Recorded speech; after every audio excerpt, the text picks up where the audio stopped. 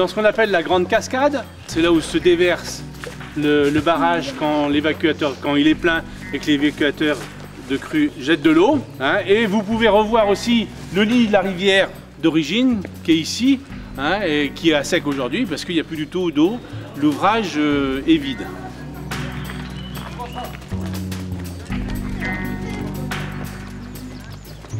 C'est ce qu'on appelle un barrage poids parce qu'il s'oppose à la poussée de l'eau par son poids. Et il a été réalisé en pierre maçonnée comme on peut le voir.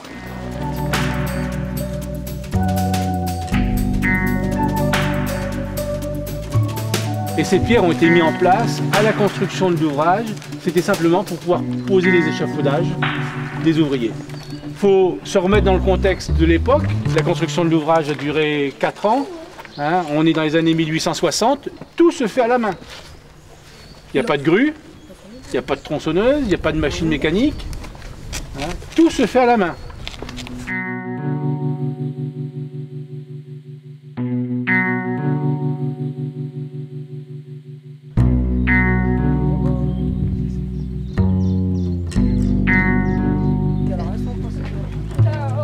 On voit que l'ouvrage est légèrement arqué, hein, il a une forme de voûte un petit peu, hein, et l'ouvrage fait 105 mètres de long pour 55 mètres de haut. Et à l'origine, il avait la capacité de stocker 1 800 000 mètres cubes. C'est un barrage qui était capable, je vous ai dit, d'alimenter la ville de Saint-Étienne en eau, de fournir de l'eau pour les usines, et puis d'écrêter les crues. Alors, on avait la possibilité de remplir l'ouvrage jusqu'au seuil. Et là, il atteignait la capacité d'1 800 000 mètres cubes. Et puis, à la place de l'évacuateur, vous avez un gros ouvrage en béton sur votre gauche, là-bas, hein, qui se creusait dans la montagne. Alors, cet ouvrage-là a été agrandi en 1984. Hein, mais à l'origine, c'était une galerie qui était beaucoup plus petite. Et il y avait possibilité d'y mettre une vanne. Et entre le niveau de cette galerie et puis le niveau de l'évacuateur de crue, on a la possibilité de stocker 500 000 mètres cubes. Il est théoriquement là pour protéger la ville de Saint-Étienne. Et c'est un ouvrage qui, dans le futur, va rester vide en permanence. Parce qu'il permettra, en cas de très forte pluie, sur l'amont de Saint-Étienne, d'arrêter la plus grosse partie des eaux du Furan. Alors, sur la droite, là, sur la rive droite du barrage, hein, on voit très bien deux natures de roches. On a le mur du barrage qui s'appuie sur du granit, qui est très résistant.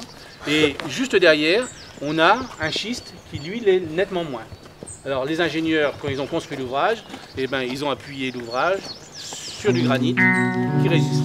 Alors c'est la deuxième année où l'ensemble du complexe hydraulique est présenté aux collégiens de Val-Benoît.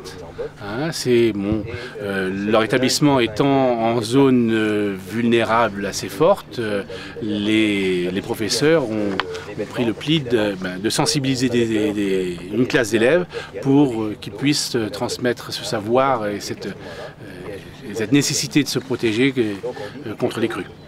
Alors, c'est le meilleur rempart pour la ville de Saint-Étienne parce qu'on a affaire pour les crues venant du Furan.